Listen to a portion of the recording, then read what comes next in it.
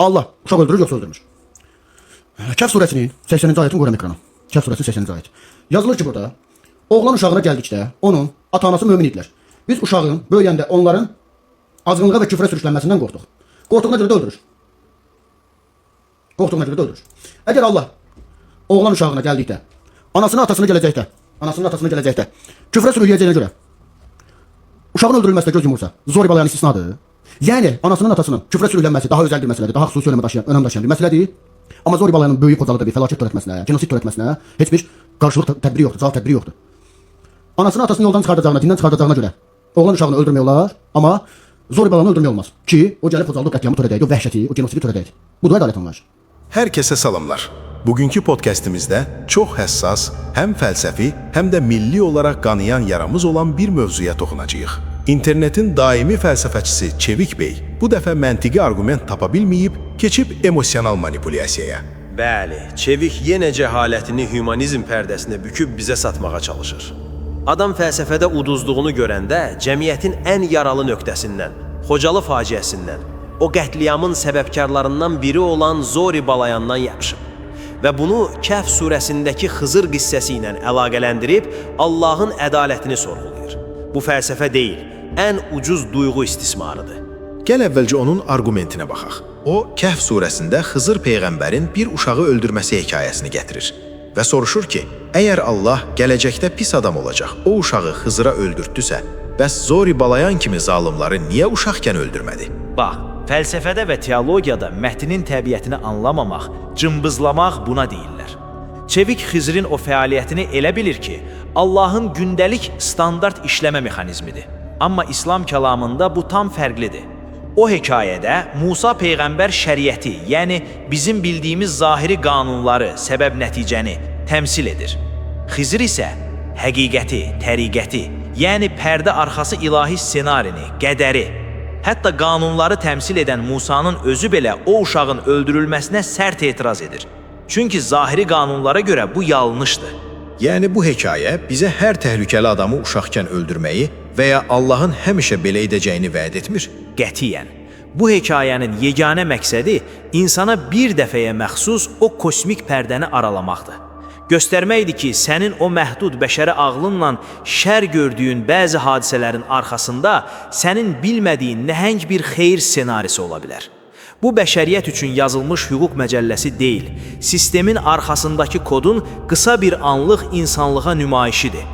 Amma yenə də sual yaranır axı, niyə doğrudan da Zori Balayan, Hitler, Stalin kimiləri elə uşaqkən o cinayətləri törətmədən öncə yox edilmədi? Bax, Çevikin fəlsəfi iflası məhz buradadır. O, cinayətdən öncə cəza kimi absurd bir məntiq təklif edir. Əgər Allah yer üzünə gələcək bütün potensial qatilləri, zalimları cinayət törətmədən öncə yox etsəydi, bəs kainatın yaradılış məqsədi olan azad iradə və imtahan hara getdi? Biz onda insan yox, proqramlaşdırılmış zavod robotları olardıq da. Doğrudan da, axı kimsə hələ cinayət etməyibsə, ona sən gələcəkdə pis adam olacaqsan deyib cəza vermək elə ən böyük ədalətsizliyin özüdür. Ay sağ ol. Ən böyük zülm elə o olardı. Zori Balayan və onun kimilərə o qətliamları törətmək üçün potensial gücün və iradənin verilməsi Allahdan razı olması demək deyil. Bu bizim həqiqi, sərt və real bir imtahan məkanında olduğumuzun ən böyük sübutudur. Onların azad iradəsi var idi və onlar mütləq şərri seçdilər. Bəs Xocalıda qətlə yetirilən o günahsız insanlar, körpələr, ateist baxışına görə onlar sadəcə yox oldular.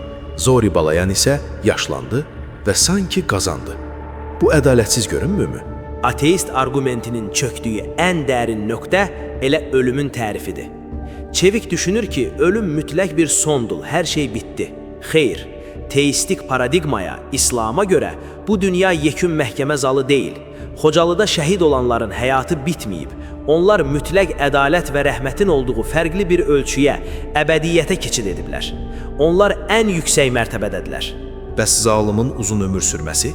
Zalim Zori Balayanın və ya digər cəllatların bu dünyada yaşlanması onlar üçün bir mükafat deyil. İslamda buna istidrac deyilir. Yəni Allah onlara möhlət verir. Bu möhlət onların axirətdəki məsuliyyəti və cəzasının miqyasını, əzabını daha da böyüdür. Zalıma ip verilir ki, öz boynuna dolayacağı kəndiri özü hörüb bitirsin. Əgər sən ədalət tərəzzisini ancaq 60-70 illik dünyəvi ömürlə, qısa bir filmin ilk 10 dəqiqəsi ilə ölçsən, bəli, sistem sənə ədalətsiz görünər. Amma o tərəzinin digər gözündə sonsuzluq var. Çox dərin və mükəmməl izahdır. Deməli, çevik sadəcə ölümün son olduğuna inandığı üçün onun tərəzisi səhv işləyir. Amma əslində Zori Balayan kimilərə verilən ömür mükafat deyil, ağırlaşdırılmış cəzaya hazırlıqdır. Tamamilə elədir. İmtahanın mənası məhz azad iradə ilə seçimlər etməkdir.